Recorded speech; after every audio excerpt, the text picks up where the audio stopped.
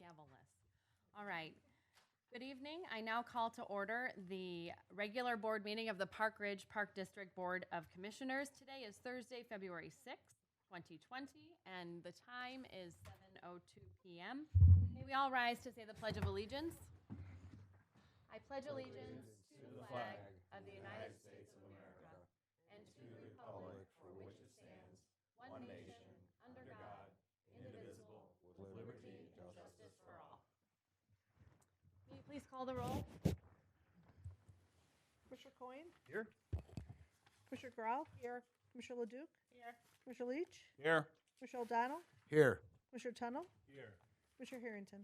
Here. Does anyone have anything they'd like to add, amend, or delete to the current agenda? Seeing none, we'll now proceed to public comment on non-agenda items. Any one of our public guests here have anything they'd like to comment on regarding non-agenda items? No, we'll move on to the Park Ridge Friends of the Park presentation. Moving through tonight. Thank you for moving me up first. It makes life much easier that way. I'm Steve Hunst. A billion years ago, I was on your side of the fence. In 2019, Friends of the Park funded 45 scholarship recipients for a total of $6,205.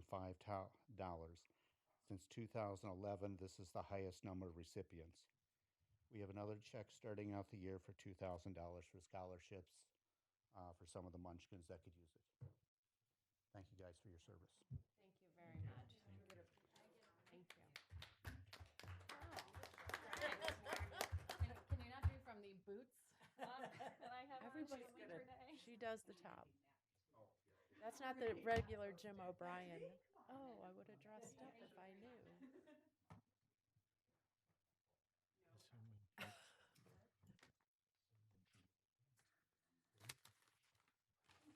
Thank you for all your work.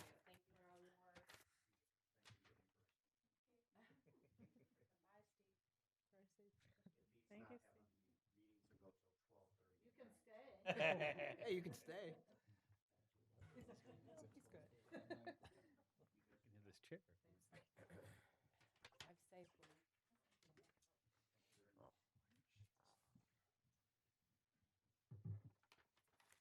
All right, so we'll move now to the report of the president. I had wanted to share with the board just a little bit of a reminder for those of us who have been continuing to serve and for those of us new on the board, a little bit about one of the responsibilities that the board has, and that is the review of our executive director, Gail Mountcastle. So in looking ahead, I wanted to let everyone know that we have planned that review date as traditionally occurs in that first meeting in March. So we're looking at Thursday, March 5th board meeting, just so you can begin to prepare your thoughts and get ready for this process. We will have the documents in the packet for that March 5th meeting.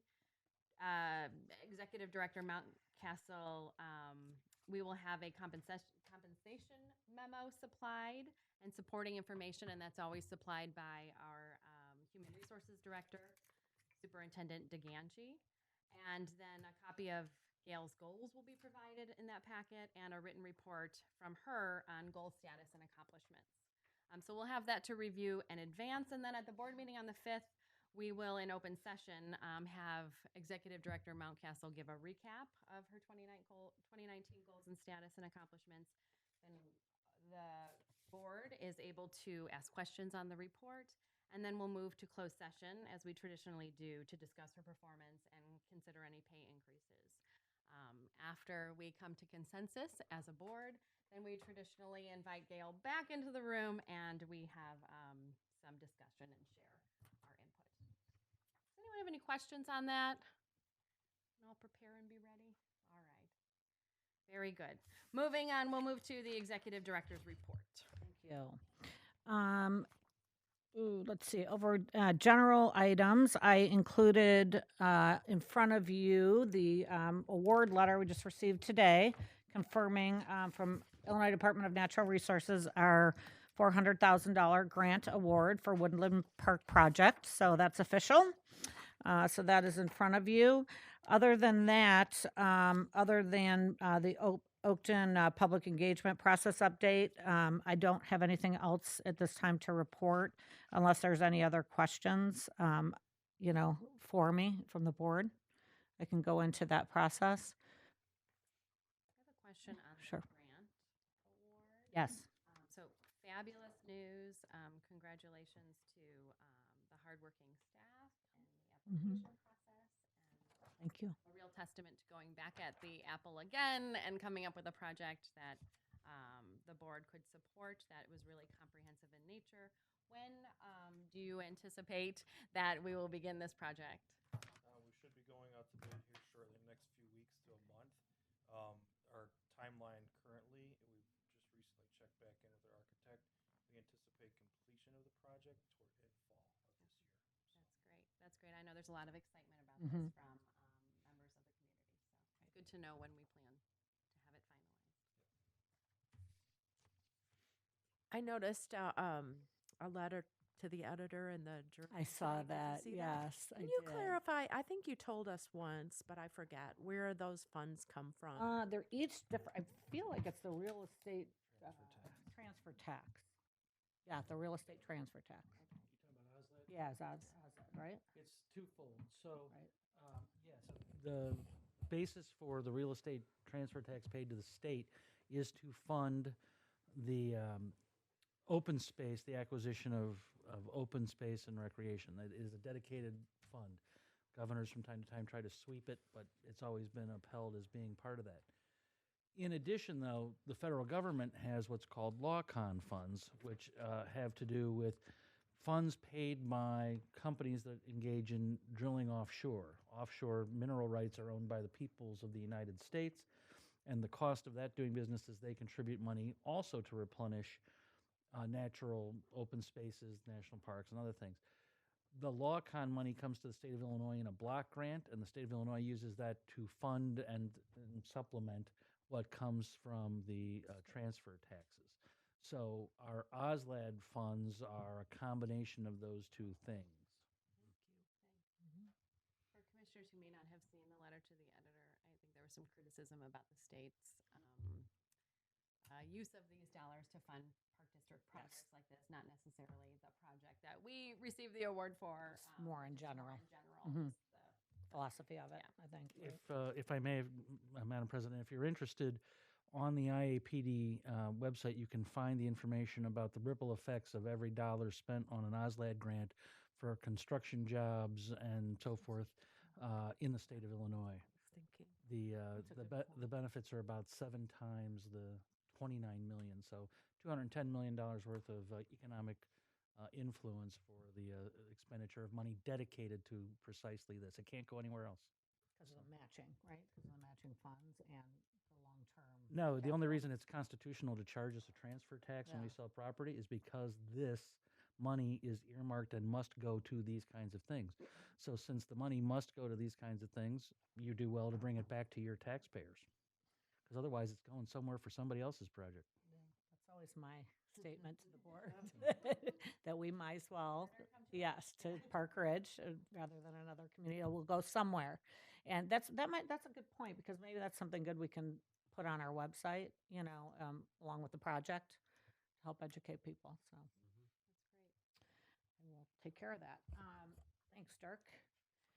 So President Harrington asked me to review kind of just a quick review of where we're at with Oakton and what's next, just to help, everybody refresh your memory on this, and then just a few more details, and then if there's any questions about the process or, anything else with the Oakton public engagement process, I'd be happy to speak through it. But since our last meeting, we had 2 groups that we took through tours. And I think it was very beneficial for them to see the back of the house, right, and see what the challenges of the older facility. So I think it wasn't a lot, but I think we had about 12, 14 people. Terry did a great job, and the staff and I were. Brent and Jordan and I were also there, Margaret, to answer any other questions. So I think it was, it was good for them to visualize. We're preparing for the next meeting, putting the presentation together with our consultant, answering questions from the task force, although we've had very few. We had one, I believe, I'm trying to look at Margaret, I can't see her, but one task force member so far, right, that has asked questions. Two have asked questions of us, so we're getting back to the whole group. And we will also send, we'll send everything to all the commissioners, so you're all informed, you're getting the same information that everybody else is getting. The next meeting is February 19th, and the goal of that meeting will be to come out of that with a recommendation for a plan that will be shared and tested with the community. Before that happens, the next night after that, we've seemed to do this 2 months in a row. We have the task force meeting and then a board meeting the next night, but the board will get that, what the recommendation of the committee is and sign off on it, vote on it, and say, yes, this is what we want to go out and share with the public. So that's what the plan is at the next meeting. There'll be, White is going to go into more detail of the plan and then some visuals of like more detailed inside in the inside space, what it would look like, what is where the locker rooms are, where the offices, et cetera, and where everything lays out on the property. They'll have examples of, what it looks like. Some of these spaces look like at other facilities. Superintendent DeAngelis will go through a finance plan, meaning, how long we would bond this project out, and then how much it would cost the average taxpayer on I think it's on an average home, 450,000, something like that. That's what it was last time. And then it'll be breakout in groups for over an hour. The commissioners that are on the task force, Commissioner Leduc and Coyne, no, wrong, Tunnel. I keep goofing this up because you guys all were there, and Leduc will be involved with the breakout groups and in that discussion. And if any other commissioners are there, you'll be sat at a table with the staff. We're going to do round tables this time, but you'll be part of the discussions with the task force. You're non-voting task force members, but you'll still be part of that discussion. So I did get, Commissioner O'Donnell had asked me to find that out. So after that, I guess one of the main points I want to make is that right now it's with the task force, right? And I know that, there's been a couple articles that come out, which is great, and you're getting questions, but I would encourage you to point any of those to the staff at this time, because we don't have all the answers to you, right? And we're getting that. So when we're ready for the public process, which is March, starting March, we'll have all these things that are listed under the public information program. We'll be sending out a letter and an attachment, an FAQ newsletter. So we'll all have the answers that are supplied by the district. We'll be updating the website. We'll have 3 different public meetings, general public meetings.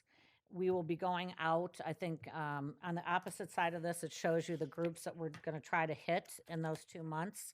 And if you have any other ones that you're involved with, if you could get us the name of the group, just email Marianne, and she's setting up meetings for us to go out and do about a 10-minute presentation and questions to these groups, and just to get feedback on how they feel about this plan, and if they would recommend changes, et cetera.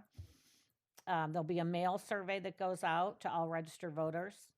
There'll be a phone and hybrid poll. The goal is to 300 registered voters.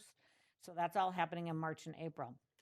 In May, the task force comes back and looks at all this data and, evaluates what did the public say, so far.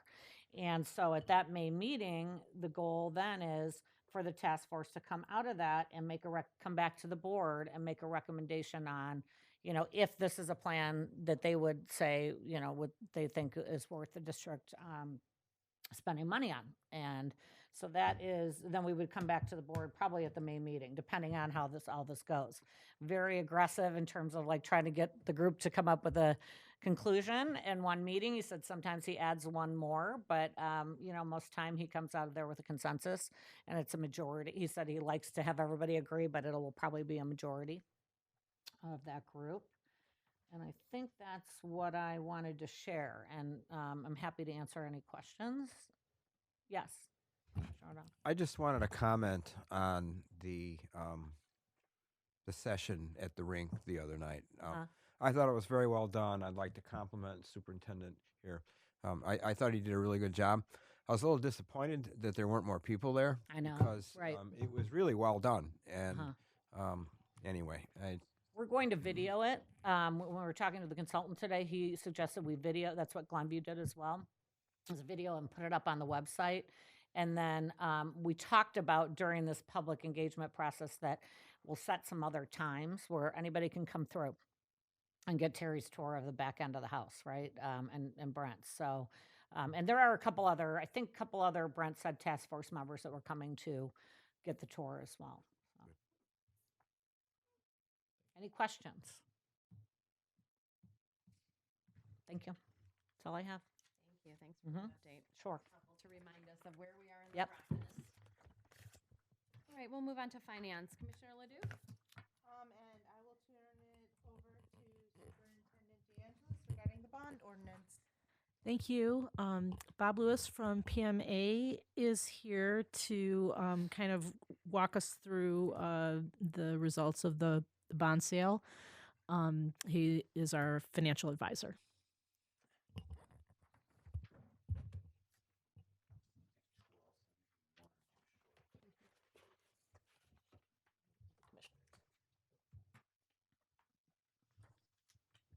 Good evening. So I will go through this presentation once it's handed out. Maybe just a brief reminder of the purpose of the bond sale is for various capital projects in the district. The timing of the bond sale corresponds to when you are going to have a drop-off in your non-referendum debt service. Those drop-offs are planned in the event that you need to access the capital markets, either for short-term projects like this, or perhaps even for a longer-term project like you did in the past with a pool improvements. And when we've presented the last two times with knowing that you were only going to have short-term needs, we looked at, well, should you do a 1-year borrowing, or should you do a 2-year borrowing? And last time you did this bond issue, you did a 2-year borrowing. This time we did the same sort of analysis. We looked at, should you do 2 1-year borrowings or 1 2-year borrowing? And it's a matter of balancing out the interest expense against paying duplicate cost of issuance. This type of yield environment where not only do you have low absolute rates, you have a relatively flat yield curve. So meaning that you're going to be able to invest somewhat close to what you're borrowing at. So in those circumstances, generally it makes more sense to sell one bond issue for 2 years than to do 2 1-year bond issues and duplicate the cost of issuance. So we went over that analysis. I think it was back in October now when I came out here and presented that. So since then, you've gone through the Bond Issue Notification Act hearing. We've worked with the administration to prepare a term sheet. The term sheet describes the district. It's not as robust of a marketing document as you would do with a public offering because your obligations going to sophisticated investors is not as great as if you went to the public. But this term sheet's about a 20-page document. Actually, there's a version of it that the president has to sign tonight after the ordinance is approved. That it was sent out to about 20 different financial institutions. You received one bid back, just like you did a couple years ago. It was the same bank, Park Ridge Community Bank. The rate was a 1.77%. So this type of financing, while $1.5 million always seems big to us as individuals, it's not the biggest bond issues. So for a lot of financial institutions, not only is it $1.5 million, it's paid back over 2 years. So the amount of interest is $35,000. So a lot of them don't look at that as a big opportunity to take it all the way through credit approval unless they have other reasons that they want to participate on your bond issue. So those that have banking relationships or other services or hope to get banking relationships or are just a member of the community, like Park Ridge Community Bank is a member of your community and has been supportive of you when you've done bond issues in the past. And then you have one bank, Chase, who I still can't quite figure out why, but they won't bid on any Park District bonds. Something to do with bidding on special districts. And I try to point out they're a much safer investment than other types of units of government, but they just can't get it past their folks that have to sign off on these things. But we did compare it to a hypothetical public offering. A public offering is where you go out and you get an underwriter to reoffer the bonds to the investing community. You have more legal expenses. You have to obtain a rating in order to do a public offering. And with that, and so we looked at where recent bonds have sold on those. These other bond issues would be longer bond issues, but we were able to look at how the first two maturities sold to get those yields. And we were still able to calculate that with these public or with these rates in the one bid from Park Ridge Community Bank, you still would have done 35 basis points or so better than a public offering because you would have to pay for those additional costs. So the right-hand side of that table or the slide shows you the amount of the bonds is $1,546,000. You're netting almost $1,530,000 to projects, your fees, or just bond counsel, which is Chapman and Cutler, and PMA is the financial advisor. The next slide in the presentation shows you the concept that we have in the property tax limitation law. So this applies to all non-referendum units of government that can issue non-referendum GO bonds, like schools, non-home rule units, villages or cities, and then park districts and community colleges. So this debt service extension base limits your annual payment to whatever you're levying for back in 1994 and 1991. In your case, it was 1994. And that limit has been tied to CPI. So every year it goes up by whatever that amount is. We know the latest one for levy year 20, because that was tied to the CPI that came out a couple weeks ago, which was 2.3%, one of the highest CPIs we've had in a while. So that's another reason for the timing right now is not only are we trying to fill in that drop off for levy year 19, the deadline of which is March 1st of this year, we also now know next year's CPI. So we have all the information we really need to structure the financing appropriately. So those two green bars represent the payments on this bond issue. And levy year 18 was last year's payment, just to give you some context of how that has grown. So the solid red line represents what your DSEB is at the current amount. The dash line represents what it could be if CPI were 1.5% on average over the next several years. So the next time this decision will come up will be 2 years from last October, is probably when you want to talk about it. Maybe even before then, if you're considering longer-term projects that require more funding. Well, that's where you have that room that's available from levy years 21 through 27. And those payments you see in levy years 21 through 27, in case you're wondering what those are from, that was from the aforementioned pool bond that you did, I believe, back in 2013, 2014, in that time period. And actually, the call date on those bonds will be coming up probably around the same time that next financing would be rolling around. So there may be some talk about doing that 2-year, 1 or 2 year financing at the same time those bonds are callable, so you can wrap it all together. So the next slide here just shows you the overall debt service pro forma for the district. So this, on the left-hand side are your non-referendum bonds. You have the two series from 13 and 14. Those are the pool bonds and the bond issue that we just did. And then the total debt service shown against the debt service extension base. Everything you just saw graphically. The graph really shows a lot easier than all these numbers. But then you see on the center, the referendum bonds that you have outstanding for the project that was approved 7 years ago now for this facility and related improvements. And that payment averages around $930,000, $940,000 per year, which, as a reminder, was part of the plan at that time, was to make the payment close in year 1 as it was in year 20, and that's not really dependent on trying to predict what EAV would be over time. It's just a consistent flat payment.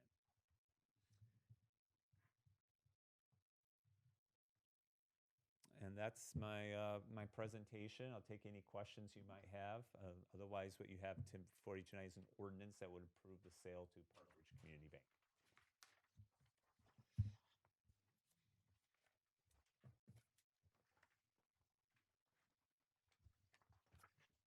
Commissioner Leduc, you have control of the board.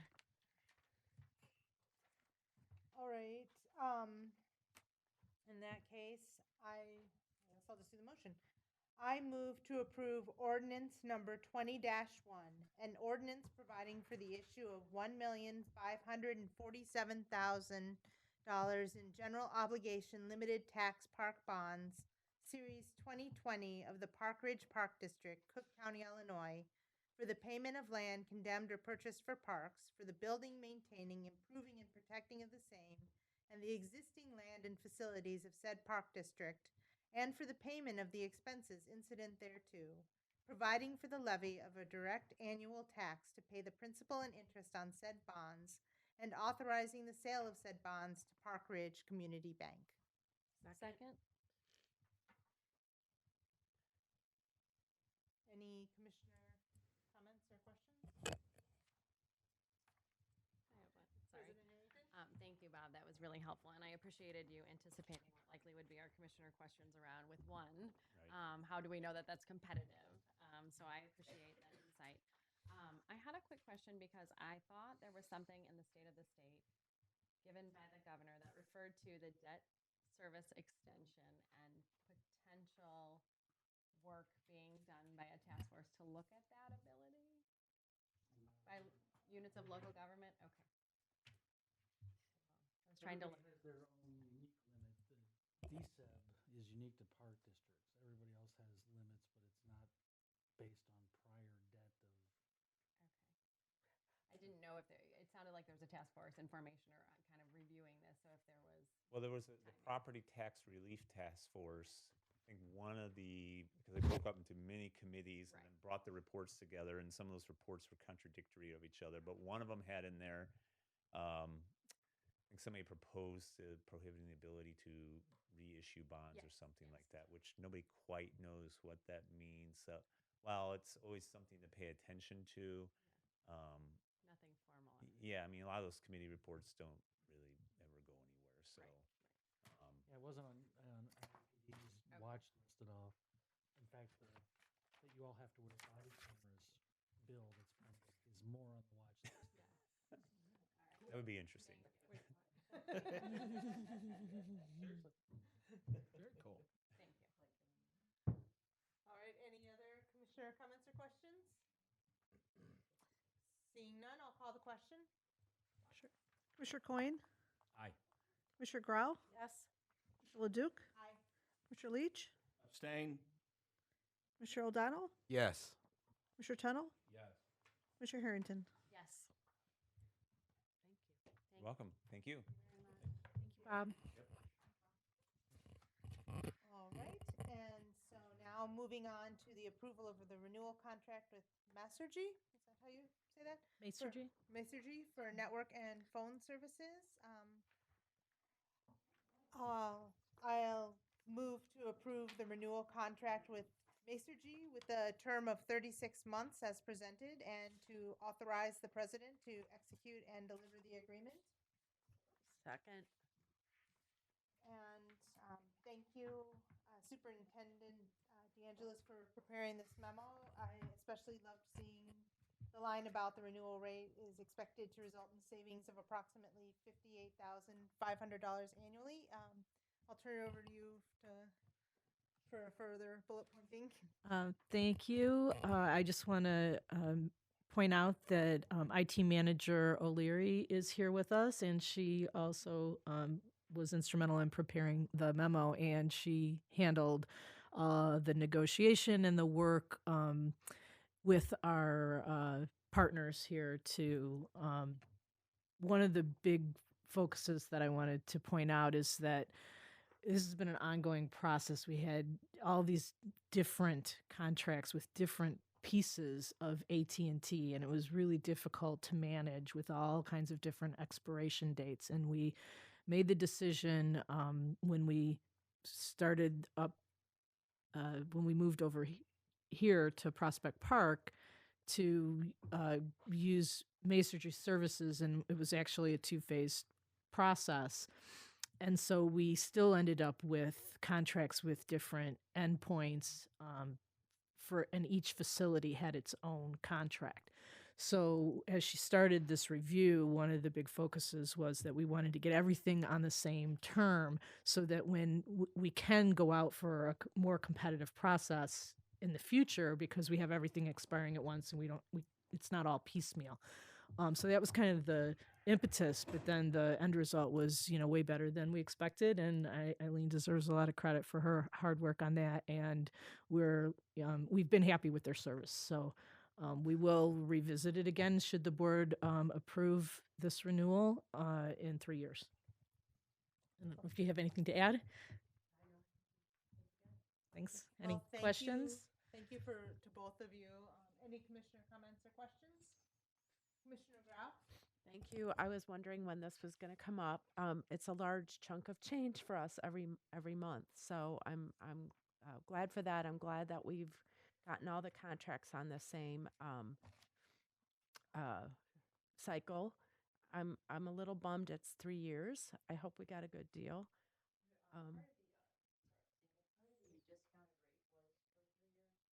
I saw that 10%.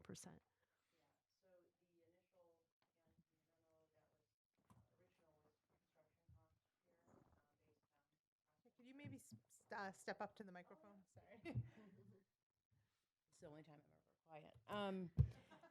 So anyway, the construction cost was why initially the cost was super high. And was that spread out over the whole term of the contract? That was curious to me also. Typically, these companies usually won't negotiate under three-year contracts, Okay. from what we've understood. And now that we have everything co-termed, as Sandra said, it'll be a lot easier in 3 years because everything is as one unit. We can go in and say, okay, this is what we want to negotiate.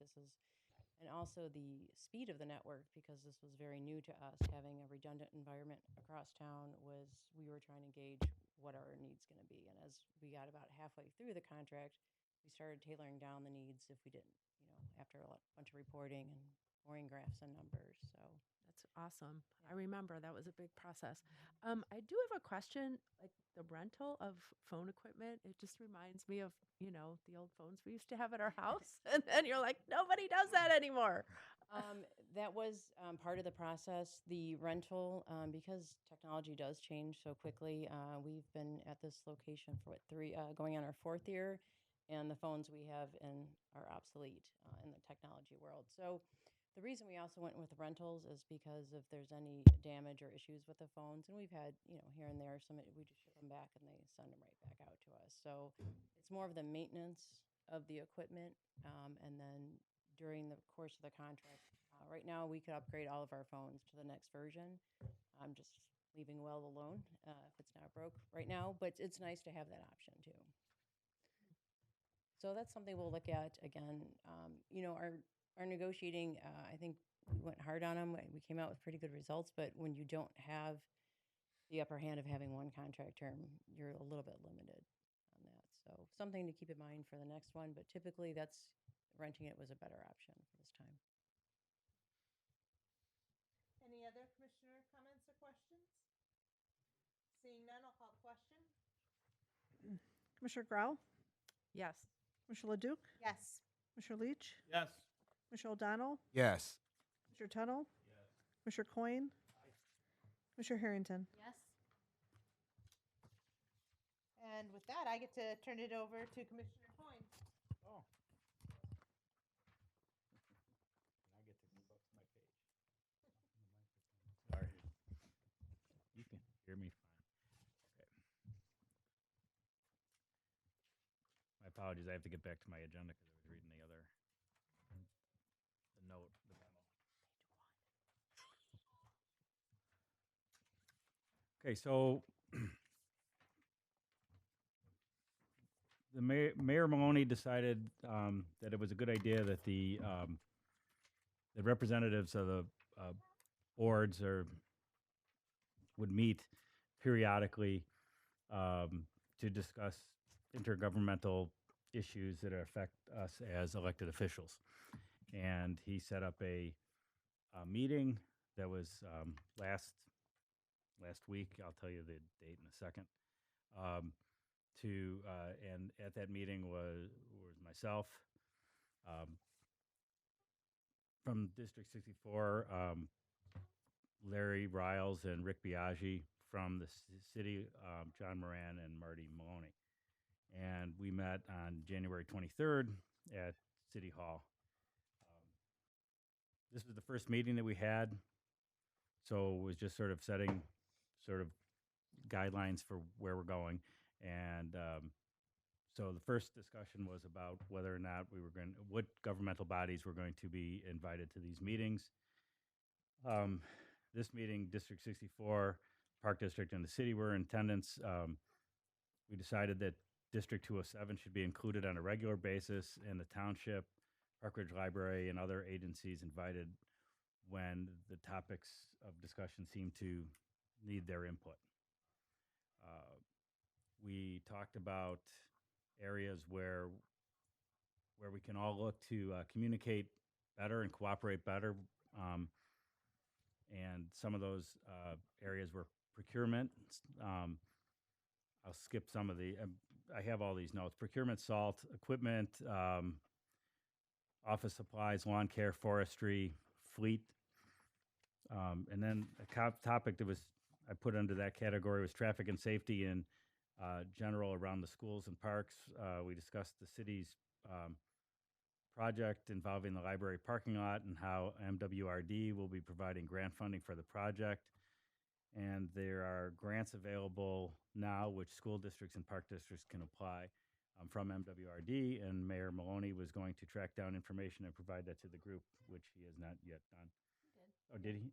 Oh, he came back. I'm sorry, I missed that. We talked about reciprocal use of facilities, and mainly that was me bringing up the fact that we can't use 207's tennis courts at Main East, and we're going to try to remedy that. And I know already that the Park District, Gail or whomever is working with some staff over there. We talked about, there was a brief discussion about zoning and how city schools and park districts can communicate and cooperate more effectively when it comes to land use and zoning in Park Ridge.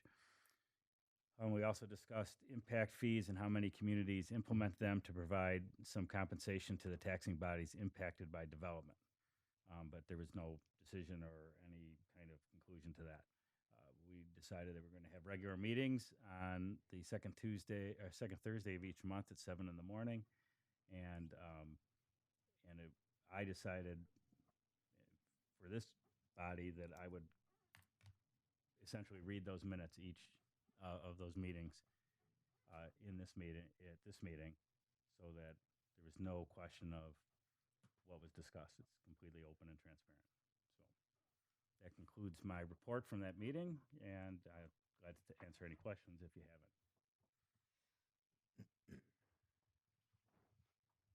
Yes.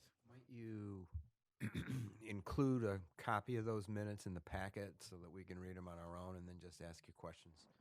I could do that. I may have even suggested such. Absolutely, if that's what you would like, I would actually prefer that. Then I don't have to prattle on. So we can. Marty is going to be Mayor Maloney is going to be the de facto secretary of this group. So he's going to take the notes. I will pass those along as soon as I get them after each meeting. Incidentally, only 2 representatives from each entity are in attendance at the most. So there is no violation of open meetings or anything like that. So it's not minutes in the technical sense. It's notes, actually. Notes. They are notes from the meeting. Okay.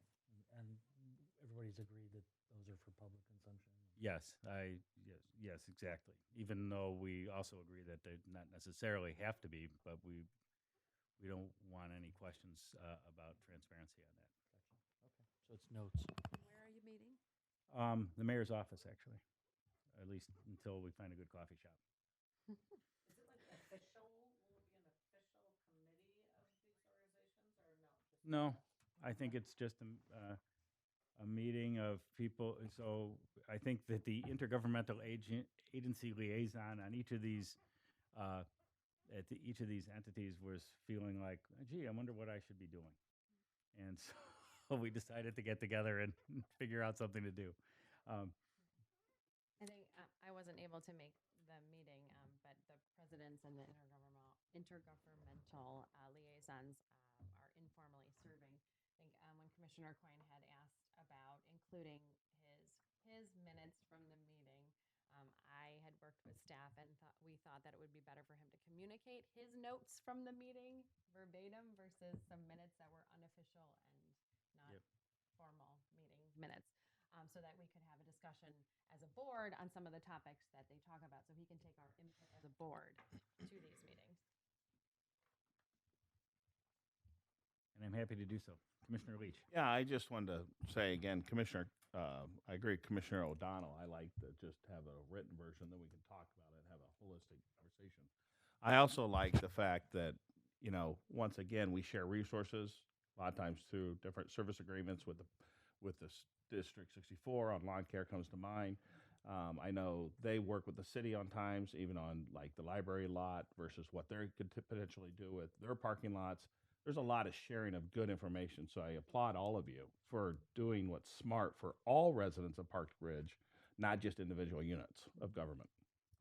That was a shared goal. I mean, it's common throughout the people in attendance, and I think throughout all the boards or the entities themselves, that there are ways to improve what we're doing and to the betterment of the community. One thing that did come up, it's a specific thing, and is that apparently, I think at Lincoln School, we clear the snow off the sidewalks using a machine, but I assume it's a little tractor with a snow plow on it or something, and we clear it all the way up to the driveway of the teacher's parking lot, I think, and then we turn around and go back, and then the guy from District 64 comes out and has to shovel like the 300 feet around the corner. And so it was kind of brought up like, couldn't we just finish that? And that was sort of an interesting example of where someone just has to pick up a phone. I mean, it isn't costing, like, and say, what, can we work this out? So wait, if my guy doesn't have to go out and, shovel this off, if you're already out there with a snowblower, just finish the block. And I'm sure it wouldn't be a problem, and I'm sure it's not any kind of, there's probably no specific rule about it. But that was the one example, and if we can, that one doesn't really cost any money, saves a little time, and it might be something that, but it is sort of a tip of the iceberg on things that I think we can do moving forward to make things a little better. We can look at that. Terry has a very good relationship with the buildings and grounds superintendent and and it just Terry can look into it. Okay. Because it depends if it's really 300 feet or Well, if right, that's and the I don't, perception right, that it's just I don't know Because all those this, are and I'm not some 100% sure that it's Lincoln School, because that was not in the notes. Right. So I'm going by my memory, but I think it was Lincoln School that, but yes, if you can do that, that would be great. We can get clarification if it was Lincoln. I can, yes, I'll have, I can't remember if that was Mr. Riles or Mr. Biaggi, Again, but if one it's of them. just a, if it's a small portion, of course, but if Yeah. it's, Yeah. I'm happy to do it. Yes. Dirk, are we able to include unofficial meeting notes from a commissioner in our official public packet? Sure. Okay. There's no reason. It's just my report, right? Yeah, It's just the my, commissioner's report, and that way it makes it easier for Marianne when she writes the minutes.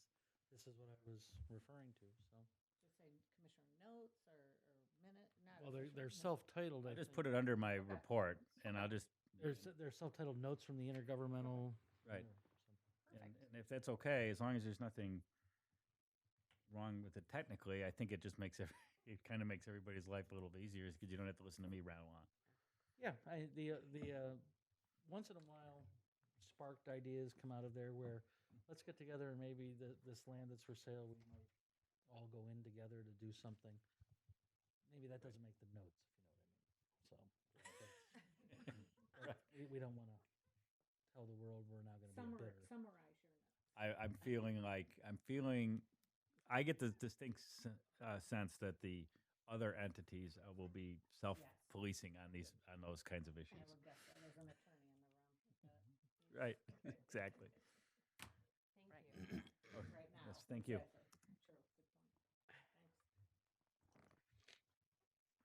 Thanks. All right. Any more intergovernmental No, ma'am. To share? Awesome. Let's move on to new business and any commissioners. Commissioner Lee.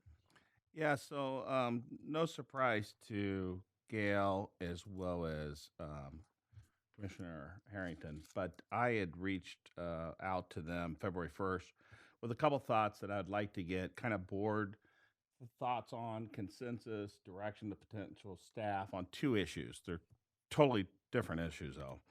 So I'll take the first one first. Do I need a second or anything? I don't know if we can take any action during new business. No, we're not. We're just discussion. Yeah. Right? So I just I start don't think we need to. ramble on. Thank you. It is. Thank you. Later I'll get another verb. So on this one, let me just start with the easiest one first. In our personnel policy, which of course I'm not an expert of, but that's one of our directions as the board, I would like the staff with then board direction and input later to think about how we could craft a potential residence preference within our personnel policy that would allow exceptions, of course, and those exceptions might be solely, the case of, executive director of Mountcastle, that would allow us to basically give preference to applicants for positions of the Park Ridge Park District that are actually residents of the Park Ridge Park District. Very similar to what most people commonly know the city of Chicago does. So what I'd like to understand is from top to bottom, and it's not, I'm not trying to mean to single out any open positions now or anything like that. It's just something, if we have from people, lifeguards to lawnmowers, which I'm sure we hire tons of people locally anyways, I would love for that to be something, more documented within policy. And I'm sure Dirk, I guess, saw it shake. And then I would love for the board to know if there's exceptions are being made, then kind of the rationale. That's kind of where I'd like to know. It's the city of Chicago does it through its collective bargaining agreements. But in all cases, you have to have a basis that's rationally related to the requirement, because otherwise it's an illegal, unconstitutional discrimination about purchasing or of hiring, and of particularly of promotion. Because let's say there's a mid-level position where somebody here who doesn't live here now would otherwise be qualified for it, that person's going to feel discriminated against on the basis of residency. In a park district setting, typically, the person you can demand residency of is the executive director. The lower positions, it doesn't seem to be a requirement that somebody who lives across the border in Niles a block isn't sufficiently able to get here or to do whatever it is you need to do. There would have to be a basis. Firefighters, police, those are the biggies in the city of Chicago that are required to live there. That's about response time, being present, being able to get there. I don't know that we can actually say with a straight face there are many positions in the park district that are similarly required to have a response time where you have to be physically present. So you have to tie it to that. We can look at it. We'll talk to Gail. We've gotten a preview of this and we started looking at it. The real problem is, of course, when a job opens up in the middle, that to say to an existing employee, you can't get it because you were tied and were preferring the resident who doesn't work here now, you're going to get it. You're going to get it coming and going. So that would be a really tricky policy, but we'll look and see for how many positions we can say that there's a rational basis for preferring a Park Ridge resident. You can do that typically with things like seasonal jobs that, trained lifeguards who have a year or two in the same thing. Well, we prefer Park Ridge kids to be our lifeguards to others. That's an easier one because it's not as much at stake. But when you come to your full-time salaried employees, it gets much harder. Thank you. Yeah, I appreciate what you've already done, and just if nothing else, greater awareness at my level, I think would be wonderful. I think it's interesting, as Dirk said, we got a little heads up on this from Commissioner Leach, and I had HR pull some just numbers of, we didn't do seasonal because if she pulled that, it'd be, very high, but we can do that as well if you want us to, and the percent that are Park Ridge. But just to give you an idea that 19% of our current full-time staff are Park Ridge residents as compared to 3 years ago, it was 14%, and 8 of the 11 hired since 2016 full-time are from Park Ridge. And then 61% of our part-time are Park Ridge residents. So, we look at everything, of course, and we always hire the best qualified candidate. And it could limit your pool anytime you're shrinking, where you're reaching from, it could shrink your pool, would be another thing to consider. But, we always, consider the best qualified candidate, and often they are from Park Ridge. So, Yeah, and the only thing I'd remind or restate is, again, I would always want an exception type policy in that type thing to do what's right, right? It makes the most sense. I appreciate you giving the statistics, though, too, Gal. right. So seasonal, and we didn't get seasonal, but it's much higher than that. So is this a direction from the board? The board wants us to look at this, or is this come back and? You guys want to hire people from Park Ridge or not? I think we do. Oh, good. All right, No, I think we do hire people from Park Ridge. Oh, I'm sorry. You fell for it twice in Yeah. one night. Curious, is there other commissioners? Is there a problem you're trying to solve here? You Yeah, think no, I think Park Ridge it's- residents are being Not unfairly at all. I discriminated just think against it's equal candidates? I think it's a great exercise when we have a great employer like the Park Ridge Park District, that we can hire people that are actually paying taxes, that use it, that have visibility, that hear things throughout the community, that know things throughout the community. There's a lot of positives that come out, not throwing too much disparaging comments or feedback towards non-residents. Like Gail, I think, has historically done extremely well and good job for her, and she's been rewarded such. So I don't think there's anything driving it, but I think from a small town Indiana background like I have, of course, in those communities, people are hired from that town. In our town, if we want to hire from other communities for somebody of equal, if everything else is equal, I don't know. I just think it makes more sense that we kind of take care of the families in our town. That's where I was at. So I was fascinated actually by the legal reasons for Chicago having their rules that it's based on being able to respond. Same with teachers. I'm assuming they were able to sort of justify that in the same sort of range, at least. Also collectively bargained, so you avoid the constitutional pitfalls when you say the entire group, because they don't have the open mid-level problem.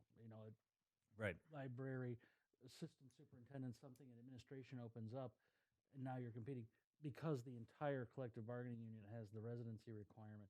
Nobody can claim something unfair. And then, so Because I always thought it was purely for the similar reasons to what Commissioner Leach was saying, which is that you want these people to be involved in the community in which they work, and that's how I've always thought that's what their rationale was. Plus, those people make a decent amount of money, and they wanted to keep those tax dollars within the city of Chicago. But if it sounds like it would be difficult to carve out a rule that would comply, and you can correct me if I'm wrong, we carve out a rule that was sort of steadfast, even with exceptions being able to be made. Rules would be hard. Preferences we can work with. We can do a thing where, at the end of the day, all things being equal, we can add a preference at the very end. That I think we can do for some positions. And so that's, I think, where we'll be headed. The rule that, residency is required, or you have to move here, or anything like that, which is the flip side of it. If you were to have a residency rule, it would be you're eligible for the job, you can get the job, but you have to move here within a 6-month time period. I don't know that we're going to have the rational basis. That wouldn't be requested. Okay. Right, but that's what, to have that rule, that's what you need. So if you adopted a policy that said your executive director, for example, sorry, Gail, needs to be a resident of Park Ridge, then when you hire somebody, typically then you give them a time period in which they have to achieve that. So, and you can see why then it gets, particularly in a tight labor market. But ironically, it's easier to do that preference for your hourly seasonal employees. So, and probably should, because those are the parents that are paying taxes into Park District, their kids maybe should come get a preference when it comes to getting the summer jobs that we have. And I would guess that our percentage is, I don't want to throw out one, but it's extremely high.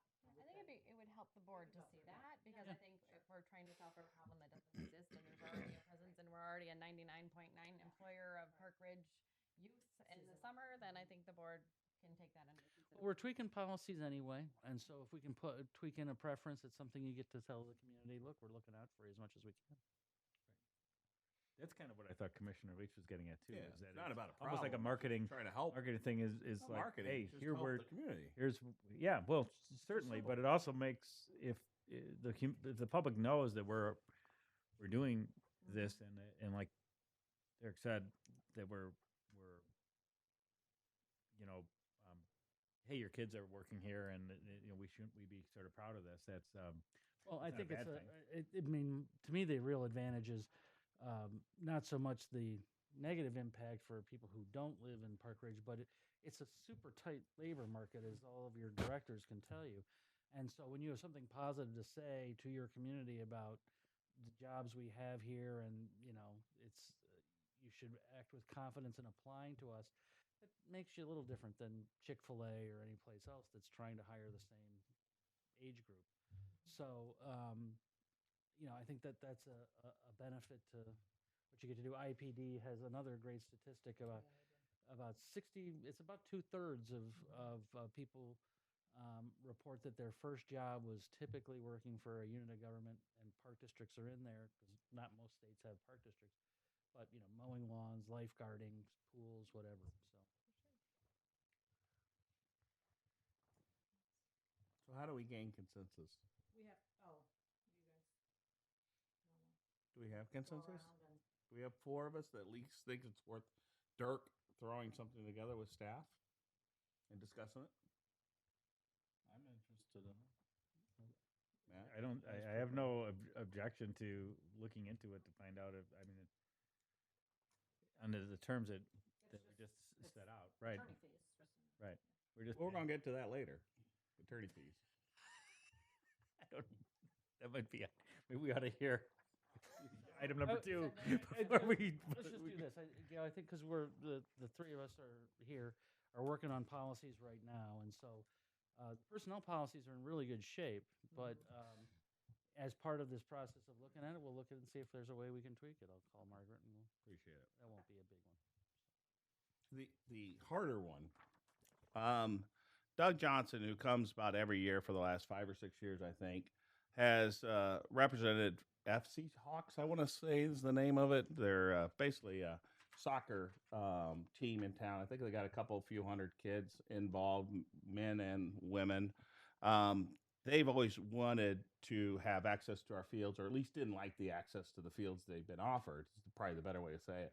And then also has never, to my knowledge, ever applied to be an affiliate, which we already have an affiliate in that. So what I also had suggested in the February 1st email that I wanted to talk about is I'm not trying to suggest that this affiliate policy that we just ran through, and you guys were patient enough to go through a lot of the provisions with me, but what I would say is in the non-affiliate rate and schedule for access, there is timing issues that any organization and anybody that's running a league with a bunch of volunteers understands that they need to know if they can get field access ahead of next week, next month. They need to plan for it, or they got to go to other places to plan.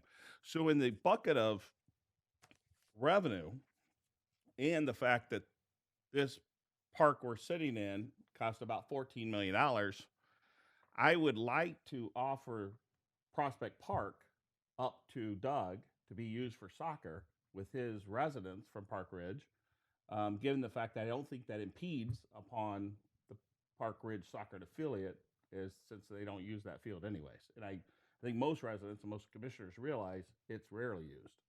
So with that being said, that's where my head is, and I want to get what staff's reaction, or maybe have time to go back to Doug or Jim Dehu or Julie and such to talk about it. But I think that would be a win-win situation for a difficult situation that's been prolonged for 5 or 6 years.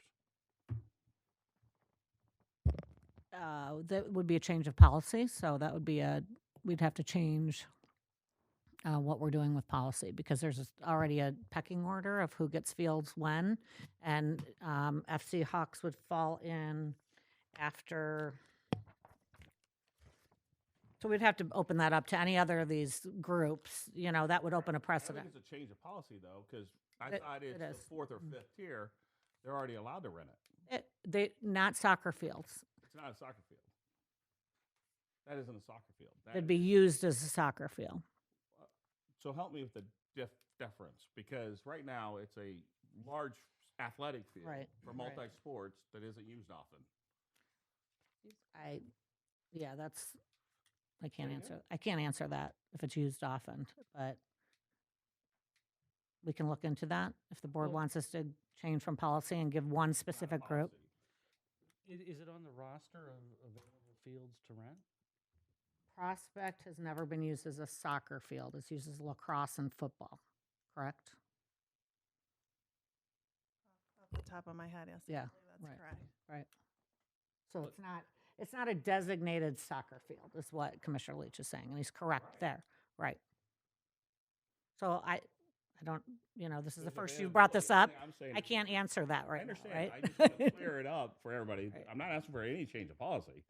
I'm saying that there's a large field out here that costs the taxpayers $14 million that is seldomly used, that if the park district doesn't use it, the affiliates don't use it, and anybody else in the pecking order, why would we allow a resident I'm to not sure rent it? that's true. I'm not sure Let's what just you're say my stating is true. hypothetical is true. Right.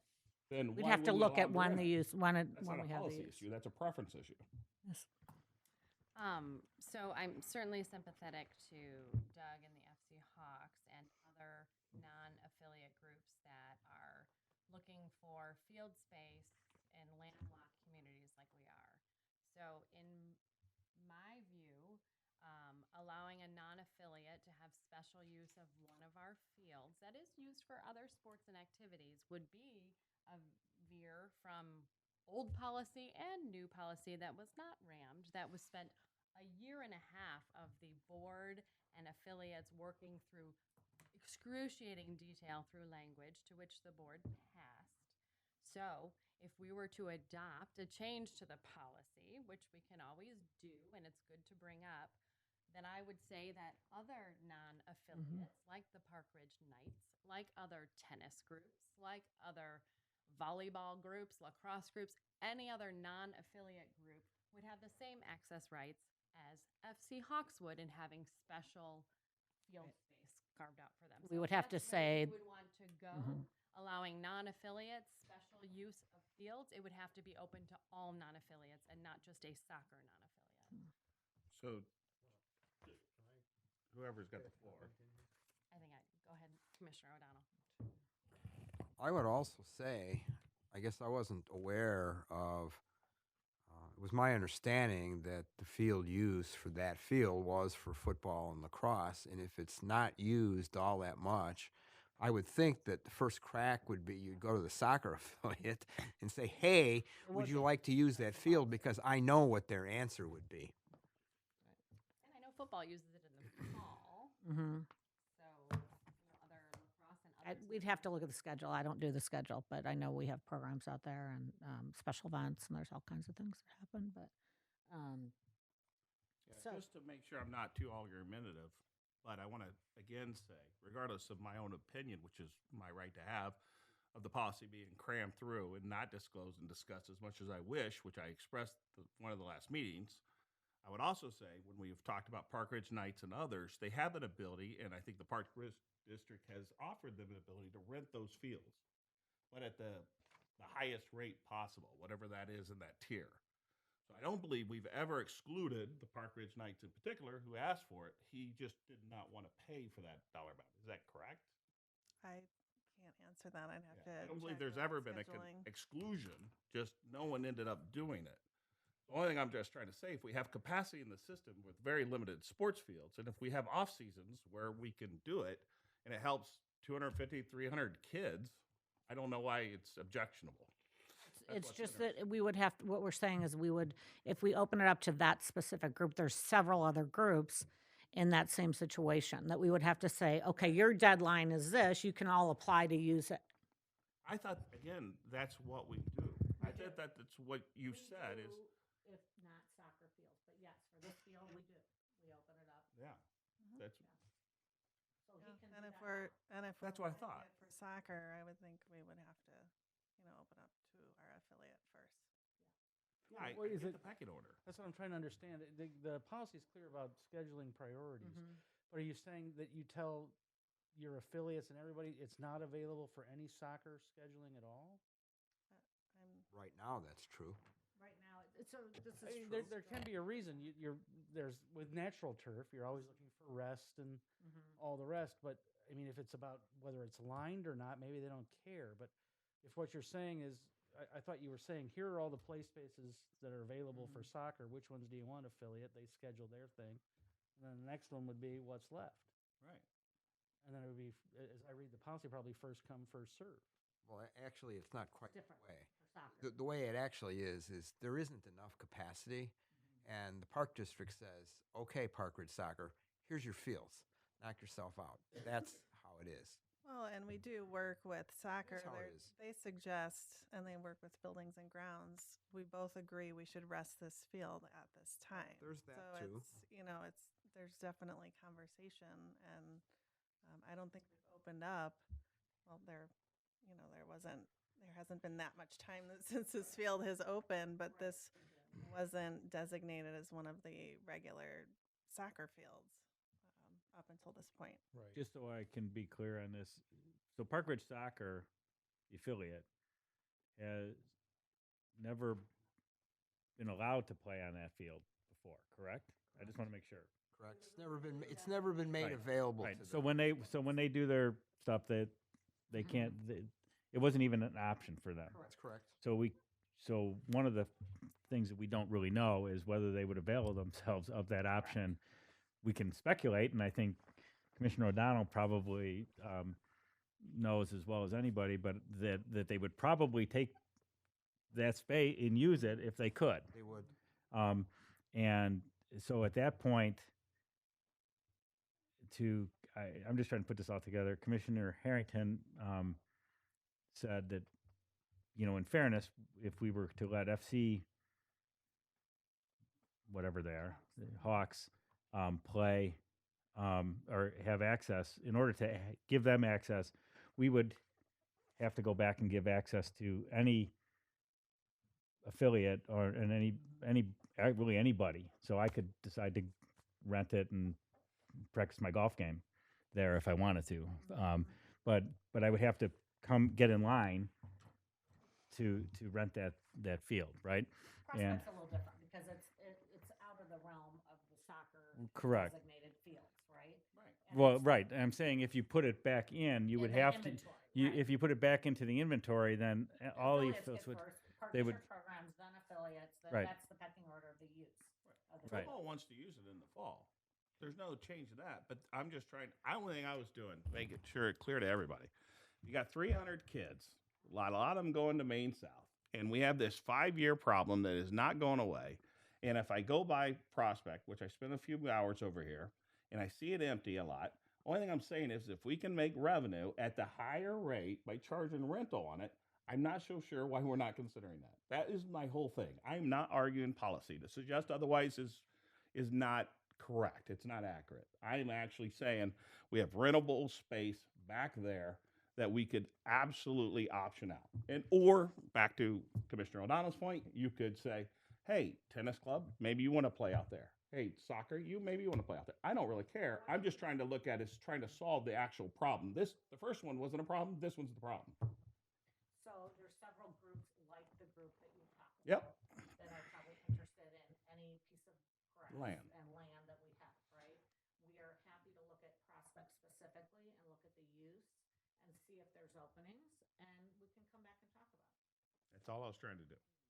Yeah, I think if we're couching it in terms of Prospect Park That's it. and added use for Prospect Park to whichever group may Whichever group. want to avail Correct. themselves to the use of Prospect Park, I would certainly support that. And with the evolution of some of the issues on that field and then working how the staff has worked with football and lacrosse to get that field up and running to a capacity where people can use it, it's been an evolution. I think it's an appropriate time to look at that field to see what other ways it can be utilized and then apply our current policy to it so that affiliates could have access to that. The next parochial schools, there's so many other uses for that. The park district may want to use it Park district first, then for the our other house or the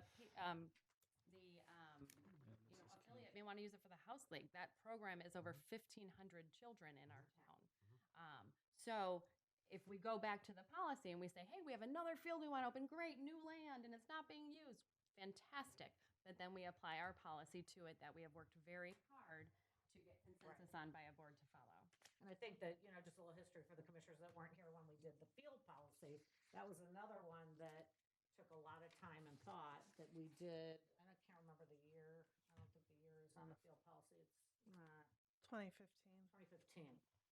That was an extensive. Before all of us. Yes. So that was Except for Commissioner Grau. I was here. That was also, One I of don't know us. if you remember that one, but that was also not as extensive as the affiliate process, but it was a pretty, it took a while to get to where we got, and it was agreed upon, with, again, the affiliates, we talked to the affiliates about it, the board, and the staff. So there's a lot of factors, of course, with the resting the fields and the lining and what else happens, but I think that's a fair thing that we can evaluate because the field's only been used for really 3 years probably because it didn't start up until 2 years, right? So I think we're just getting used to what schedules are out there. So we have to go. Yeah, that's all I'm saying. I just thought there was capacity, and I thought there's a problem. That's it. Thank you for looking into it. What did you think the problem was? That we have a resident that is vocal at board meetings every single year. We have more than one. But I'm only representing one. I'm representing one that comes annually. Right. He brings his teams. He has 300 kids. He tells everybody at every bar, restaurant, public place about this issue. And then he tells everybody how much money he's spending at the other park districts around us. So the only thing I'm trying to say is if that's actually the problem, so I'm not trying to invent a problem like maybe somebody suggested. I'm actually trying to say that is a problem. It's well known. It's well understood by everybody at this diocese, I think. So if we have that field, that's not, to me, ideally suited either for soccer, but if it could be potentially a win-win, that's all I was trying to do. And that's all I'm trying to do as an elected representative. Well, I'd like to shed a little more light, though, on that problem. I think then as long as you make that point, then the board needs to understand the genesis of that particular soccer club. That soccer club was formed. It was one of these where somebody's kid didn't make the right level travel team, and so they formed their own. Over time, it's gone through a number of iterations because, there are independent soccer clubs out there all over the place, all competing for the same scarce travel space. And there's a bunch of for-profit clubs out there that are doing exactly that. My understanding of what the history of this one is they finally they needed some critical mass, and they became part of Park Ridge Junior Hawks. They failed out of that because they didn't have a substantial enough organization. They didn't have the finances. They didn't have the volunteers. For a little while, they were part of FC United, and they fell out of that as well. What I know of FC Hawk, I'd be really interested to see their rosters, that 200 to 300 number. I'd really like to know the facts, number one. But it's also a for-profit club.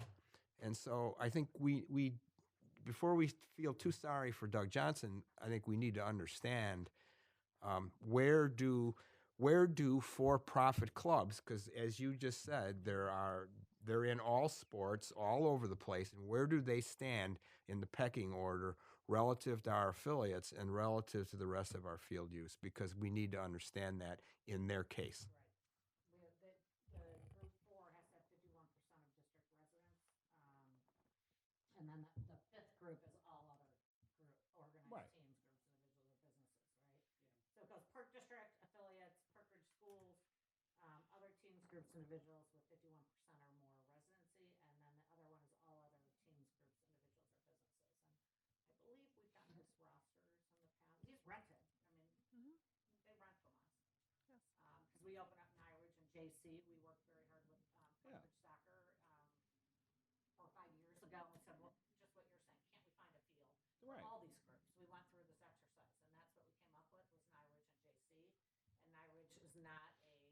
commercial, it's not big enough, right? I mean, they've used it for their smaller groups several times, but then I believe Park Ridge Soccer now has they've grown, or they're using it this spring.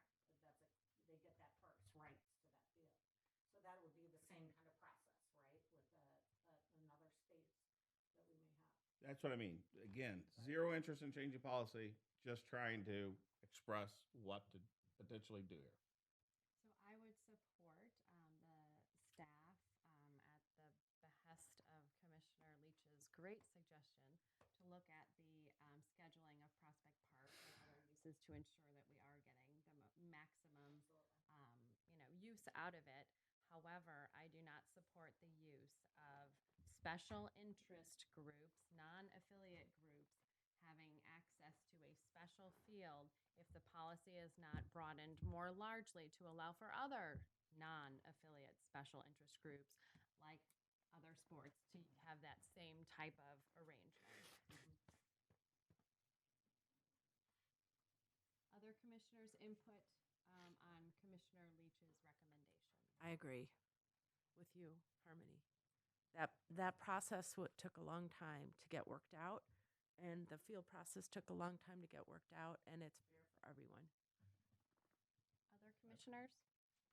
Harmony, I also agree with your analysis of it. I'm uncomfortable with anything that sort of leans in the direction of favoritism towards a particular unaffiliated club. And I do think that opens us up for more problems than it could potentially solve. Do we have consensus on moving forward with Commissioner Leach's recommendation to program Prospect Park to its maximum capacity? Yeah, I'm good with that. Do we have Great. consensus on Commissioner Leach's recommendation that FC Hawks have preferential treatment to use Prospect Park? Withdrawn. I think if you do the first, you solve this. You solve the issue. All right. Have enough input from the board? Yes. Executive Director? I do. Thank you. Great. So now I move to adjourn to closed session for the purpose to discuss probable or imminent litigation per 2C11. We'll reconvene to the regular board meeting to adjourn the meeting. May I have a second? Second. Any concerns, questions about moving into closed session? Commissioner Leach? Yes, this is for our council. So since there's litigation or a petition filed in circuit court involving members of this body that are present tonight, should or are they conflicted from participating in the executive session? They're not conflicted, but as I'll make clear as we run through what this is about and then the exposure for the Park District, they're not adverse to the Park District, so that would be the conflict. There isn't a claim against the Park District in that sense by any of the three.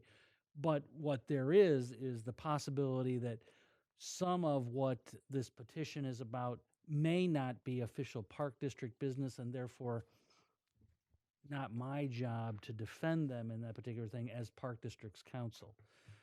So there will be, we'll talk about it more in executive session, but to your point about the conflict, it's a great question, but because none of this is going to be adverse to them counterclaiming ever against the Park District, as we understand the issues at the moment, we don't have a conflict at the present.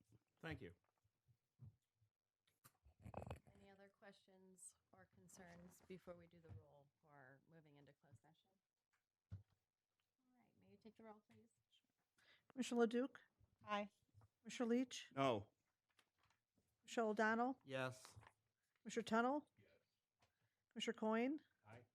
Commissioner Grau? Aye. Commissioner Harrington? Yes.